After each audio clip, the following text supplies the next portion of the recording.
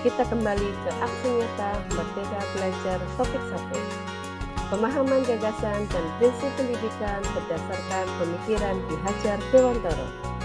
Pemahaman untuk memfasilitasi murid agar tumbuh sesuai dengan kodratnya, serta penerapan pembelajaran yang memerdekakan murid.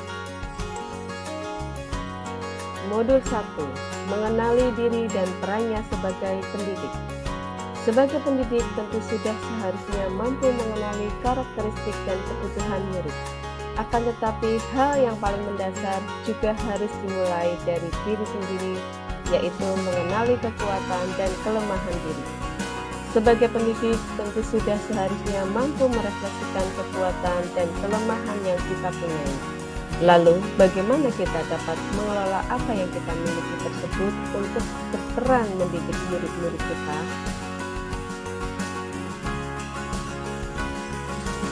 Apa peran saya sebagai guru? Pertama, dengan membuat rancangan sebagai bentuk suatu proses untuk persiapan membuat pembelajaran interaktif yang akan disajikan kepada murid-murid. Selanjutnya, menyelaraskan peran guru dengan memberikan keleluasaan kepada murid-murid karena mereka sebagai digital native, pasti berinternet, mudah mendapatkan pengetahuan dan keterampilan yang mereka butuhkan, dan mengantarkan murid-murid menuju cita-cita mereka dengan tetap mengarahkan dan membimbing setiap hal-hal yang kecil diberikan kepada mereka. Ingin menjadi guru seperti apa saya? Murid seringkali terinspirasi dari ibu dan bapak gurunya. Tentu sebagai guru, kita ingin memberikan pengaruh-pengaruh yang baik di masa depan murid.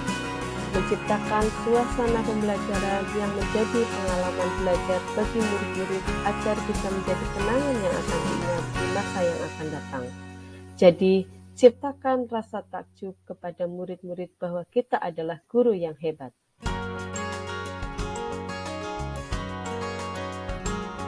Modul 2. Mendidik dan mengajar.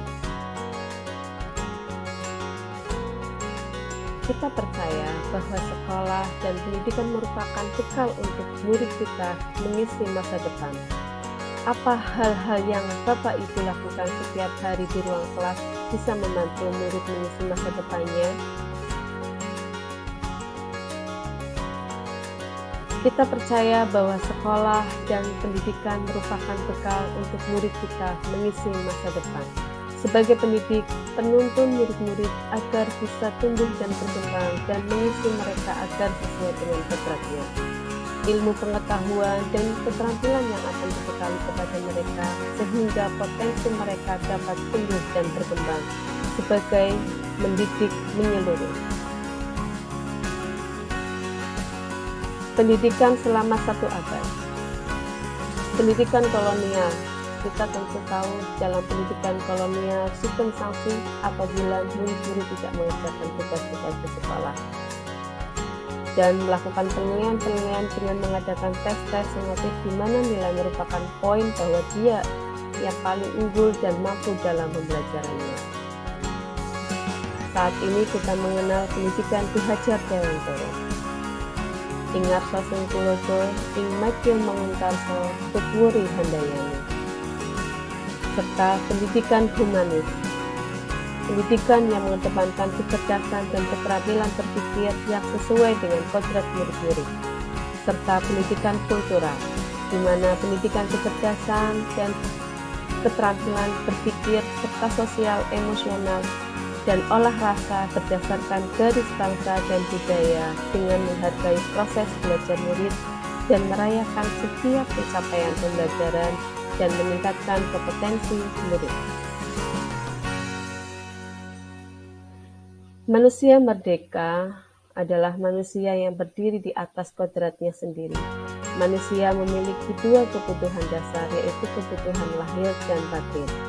Pendidik seyogyanya dapat memenuhi kebutuhan tersebut yang mencakup aspek kognitif, yaitu mengingat, memahami, mengaplikasikan, menganalisis, mengevaluasi, dan mencipta sesuatu. Dapat mencipta dalam semua jenjang pendidikan. sehingga tujuan pendidikan tidak hanya untuk mengasah keterampilan bernalar murid, tetapi juga merencanakan dan mengembangkan kekuatan batinnya, yaitu sosial, empati, dan sebagainya. Modul 3, mendampingi murid dengan utuh dan menyeluruh.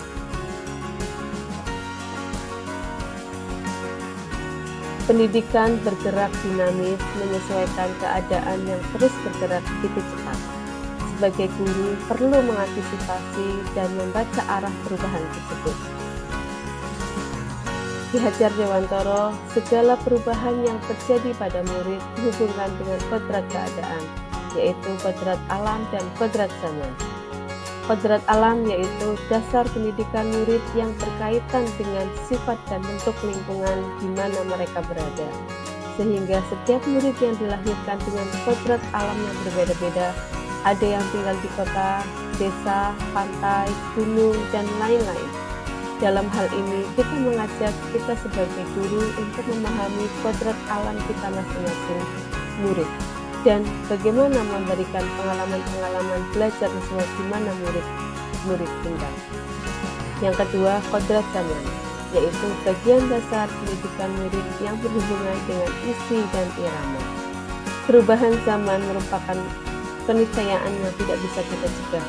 Zaman berubah, cara mendidik dan mengajar pun harus menyesuaikan demi murid-murid kita. Asas Trikon. Asas Trikon dianggap menjadi jawaban yang tepat menuju pembelajaran yang berpihak kepada murid.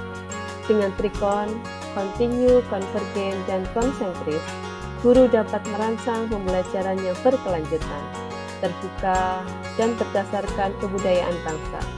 Dalam hal ini, kita dapat memahami asas Trikon dan praktiknya dalam pembelajaran.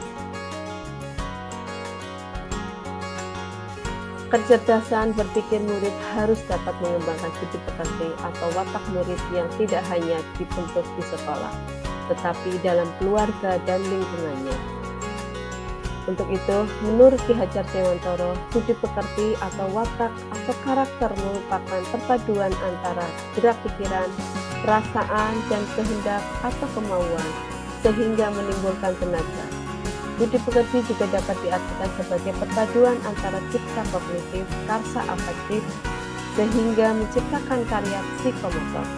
Sedih merupakan perpaduan harmonis antara cipta dan karsa, demikian pula bahagia. Alam keluarga menjadi ruang bagi anak untuk mendapatkan teladan, tuntunan, pengajaran dari orang tua. Keluarga juga dapat menjadi tempat untuk berinteraksi sosial antara kakak dan adik, sehingga kemandirian dapat tercipta, karena anak-anak saling belajar antara satu dengan yang lain dapat menyelesaikan persoalan yang mereka hadapi. Oleh sebab itu, peran orang tua sebagai guru, penuntun, dan pemberi teladan menjadi sangat penting dalam pertumbuhan karakter baik anak. Menurut teori konvergensi dan pengaruh pendidikan, Ki Hajar Dewantara tidak serta-merta menggunakan teori-teori barat dalam pendidikan nasional. Beliau dengan cermat mengidentifikasi teori-teori yang sesuai dengan kepribadian bangsa. Jadi, menurut teori konvergensi, yang pertama, pendidikan mungkin bisa dilaksanakan.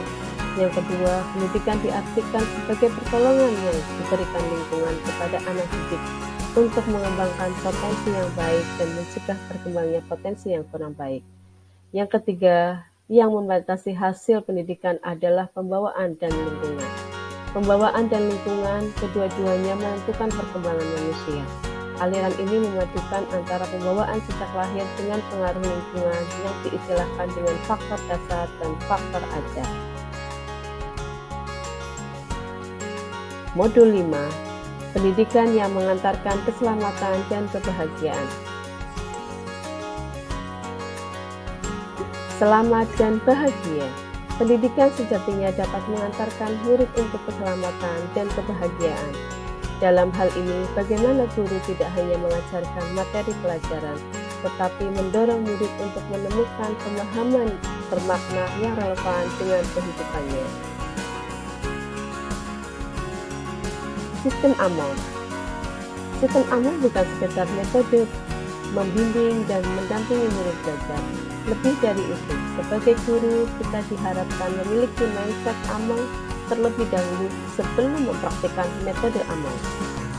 Dalam hal ini, bagaimana kita menginternalisasikan sistem amal dalam diri sebagai pendidik dan dapat meneruskannya dalam menuntun murid. Merdeka Belajar Abad 21. Kompetensi abad 21 menjadi kompetensi yang perlu dimiliki murid untuk menghadapi tantangan-tantangan ke depan. Untuk mencapai itu, pendidikan yang memerdekakan murid menjadi salah satu cara. Murid merdeka dalam belajar, menggali keingintahuannya dengan bimbingan guru. Dalam hal ini, kita memahami bagaimana murid merdeka belajar untuk mencapai kompetensi abad 21.